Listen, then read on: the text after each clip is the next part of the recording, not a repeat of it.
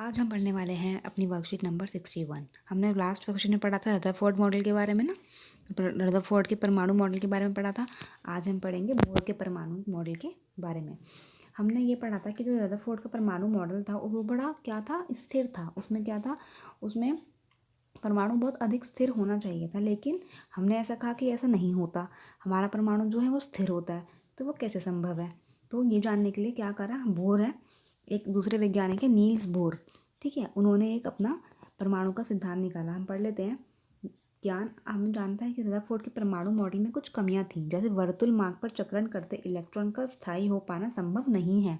जो उसने बताया था कि ऐसे तो गोल गोल वो इलेक्ट्रॉन्स घूम रहे हैं, लेकिन उनका संभव हो पाना, उनका स्थिर हो पाना संभव नहीं है। लेकिन ये तो हो ही नहीं पाएगा, ऐसे तो वो परमाणु खत्म ही हो जाएगा, हमने पढ़ा था।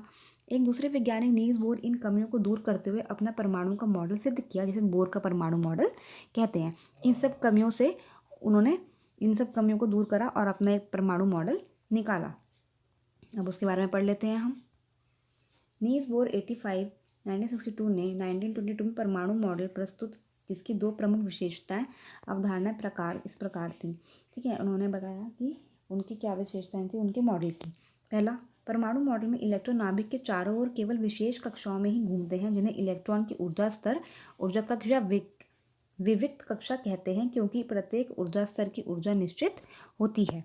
अब वो क्या कह रहे हैं, जो हमारा इलेक्ट्रॉन होता है वो नाभिक के चारों ओर एक ही, जैसे ये हमारा नाभिक है, ठीक है, इसको हम नाभिक मान लेते हैं।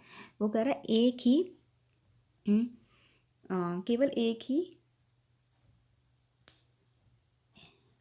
केवल विशेष कक्षाओं में घूमते रहते हैं, ठीक है। उनकी ऊर्जा स्तर, ऊर्जा कक्ष या विविक्त कक्षा कहते हैं। इनको क्या कहते हैं, जो हमारे ये मैंने बनाया, ये जो उनका कक्ष है, ये जो उन्होंने बनाया जिसमें ये घूमते रहते हैं, उनको क्या बोलते हैं, ऊर्जा कक्ष या विविक्त कक्षा कहते हैं। उनके प्रत्येक ऊर्जा स्तर की ऊर्जा निश्चित होती है।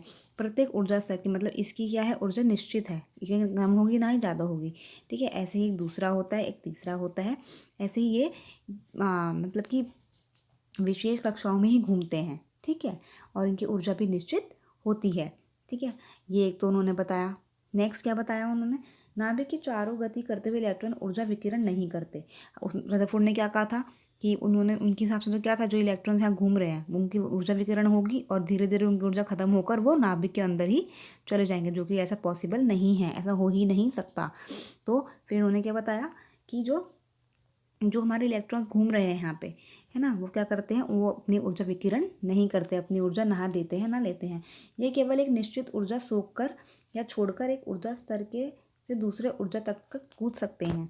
वो क्या कह रहे हैं कि ये नहीं कि विकिरण करते हैं, केवल क्या करते हैं, एक से दूसरे कक्ष में कूद सकते हैं। मतलब कैसे, ये हमारा, एक मिनट, जैसे हमारा एक कक्ष है, ये हमारा दूसरा कक्ष है, तो ये जो इलेक्ट्रॉन्स हैं हमारे, ये इसमें से इसमें आ सकते हैं, ठीक है, ऐसे दूसरे कक्ष में जा सकते हैं, लेकिन ये उनको छोड़ नहीं सकते, ठीक है। समझ में आ रहा है? तो एक दूसरे से बस कूद सकते हैं, ठीक है। अब नेक्स्ट, उन्होंने उन ऊर्जा कक्ष को कोश के KLMN या संख्याओं N1 1 2 3 4 द्वारा दर्शाया।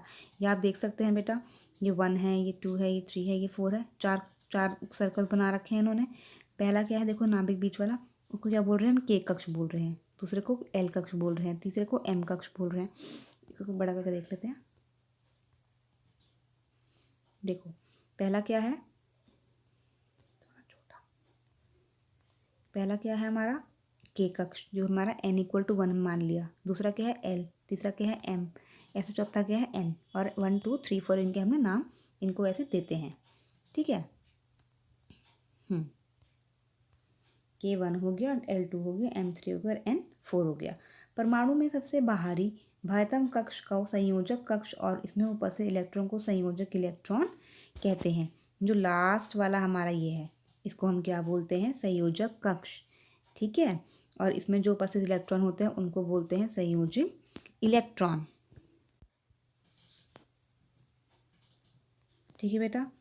इसको क्या बोलते हैं हम, इनको भार, जो सबसे भार वाला होता है उसको बोलते हैं संयोजक कक्ष, और उसमें उपस्थित इलेक्ट्रॉन्स को हम बोलते हैं संयोजन इलेक्ट्रॉन। बहुत इंपॉर्टेंट है ये। किसी कक्ष में उपस्थित अधिकतम इलेक्ट्रॉनों की संख्या निश्चित होती है। ये हम नेक्स्ट वीडियो में देखते हैं बेटा, बहुत लंबी हो गई है।